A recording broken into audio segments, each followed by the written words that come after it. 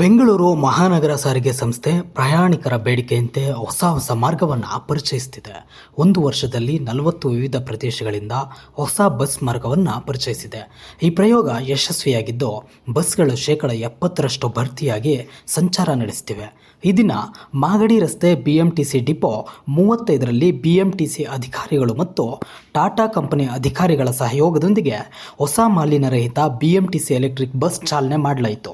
ಹೊಸ ಮಾರ್ಗಕ್ಕೆ ಬರ್ತಿರುವಂಥ ಬೇಡಿಕೆಯನ್ನು ಗಮನಿಸಿದರೆ ಬಸ್ಗಳಿಗೆ ಬೇಡಿಕೆ ತಗ್ಗಿಲ್ಲ ಎನ್ನುವುದು ತಿಳಿದಿದೆ. ಜನರು ಬಸ್ ಸೇವೆ ಆರಂಭಿಸಲು ಮನವಿಗಳನ್ನು ಸಲ್ಲಿಸ್ತಾನೆ ಇದ್ದಾರೆ ಅಂತ ಅಧಿಕಾರಿಗಳು ಹೇಳಿದ್ದಾರೆ.